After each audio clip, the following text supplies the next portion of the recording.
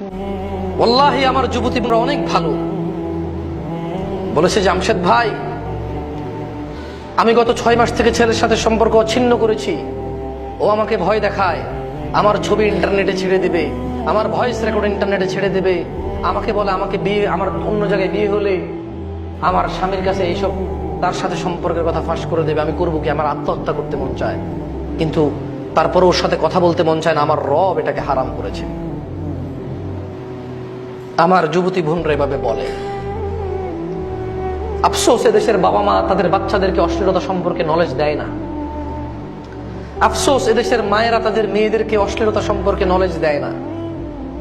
বড়ই আফসোসের কারণ হয়ে এদেশের যারা দায়িত্ববান রয়েছে এরা আফসোসের কারণ হয়ে দাঁড়িয়েছে যুবকদের জন্য।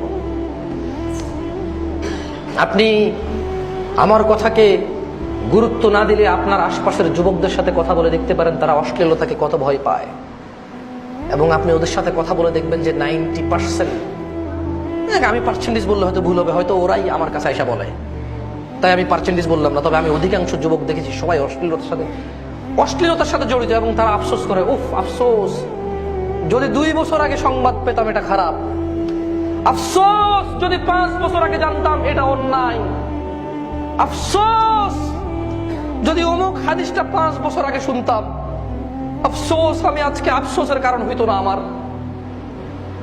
আফসোস যদি আমি 5 বছর আগে একটা অশ্লীলতা সম্পর্কে লেকচার আমার বাবা থেকে পাইতাম, আমার বড় ভাই থেকে পাইতাম, আমার মসজিদের, আমার মাদ্রাসার শিক্ষক শিক্ষিকা থেকে পাইতাম, আমার স্কুল শিক্ষক থেকে যদি আমি অশ্লীলতা সম্পর্কে নলেজ পাইতাম, আজকে আফসোসের কারণ হতো না আমার।